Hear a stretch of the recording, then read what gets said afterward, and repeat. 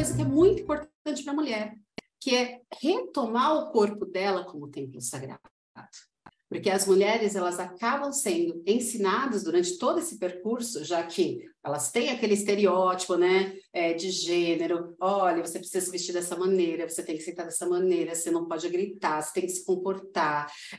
A questão da sexualidade, que muitas vezes é reprimida, porque as mulheres praticamente foram, né, e durante gerações, criadas simplesmente para ser mães, para cuidar ali da família e nada mais além disso. Ela começa a falar assim, peraí, se eu sou uma deusa, se eu tenho, né, essa capacidade de estabelecer o meu reinado, onde vai ser o meu templo de adoração? E ela vai perceber que vai ser o próprio corpo dela. Então, nós nascemos para sermos deuses, mas nós temos que ser merecedores desse direito. E ela volta a perceber que o corpo dela é o veículo que ela tem para conseguir chegar onde ela quer. Então, ela começa a perceber, independente se ela acredita, se ela não acredita, né, em Lúcifer como divindade, de que se ela quer ter aqueles atributos, ela vai ter justamente uma meta para ser traçada e essa meta exige que ela desenvolva os potenciais que ela possui, para justamente conseguir ultrapassar aquilo que ainda precisa ser ultrapassado. Então, a vida, ela passa até a ser muito mais valorizada por um luciferiano, porque é ali que ela vai ter essa possibilidade, né, de vivenciar, de ter essa adoração à verdadeira divindade, que é aquela que se encontra dentro dela. E isso começa com a desconstrução, então, de crenças que são muito associadas ao corpo feminino. Então, tem toda aquela questão das mulheres terem vergonha da menstruação.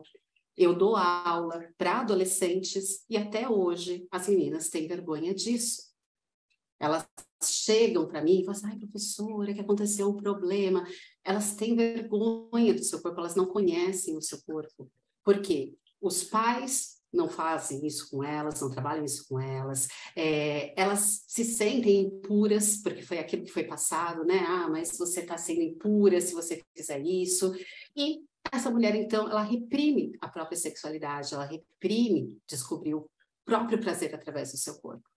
E se o luciferianismo vem falar que é o nosso templo, esse nosso corpo, ela passa, então, a viver plenamente em harmonia com ele. Então, ela resgata uma sexualidade sagrada, ela resgata o respeito pelos seus ciclos naturais e ela também resgata o direito que ela tem sobre o corpo dela. Ninguém vai poder falar o que é certo, o que é errado ali. Ela mesma é que vai definir isso. E ela permite, então, dessa forma que flua essa energia feminina plenamente. Nós sabemos que a força da sexualidade é uma força que nos une, né, com a espiritualidade. Ela vai fazer com que essa parte espiritual acabe sendo, de alguma forma, canalizada e que expanda a nossa própria consciência. Então, a libertação desses condicionamentos que foram colocados durante tanto tempo na mente dessas mulheres e que causavam essa vergonha, que causavam essa culpa, essa repressão, acaba sendo desfeito, porque ela agora tem essa consciência, desde lá do primeiro, né, que nós falamos, ela quebrou as normas, ela questionou o que foi colocado como verdadeiro, ela começou a aprender sobre ela mesma, sobre o seu autoconhecimento, ela chegou à sua autorresponsabilidade e agora, então, ela permite vivenciar todas essas conquistas. E o sexo passa a ser visto de uma maneira totalmente diferente. Então, ela deixa aquela visão totalmente profana de, é uma coisa reprodutiva, eu preciso fazer isso contra a minha vontade, e ela percebe que ele pode ser sagrado. Então, ela manifesta, né, essa energia criativa, que é natural, continuando a mulher, porque a mulher ela tem essa força vital de trazer a materialização, né, a vida, e ela canaliza, então, para manifestar a sua própria vontade, para manifestar o divino.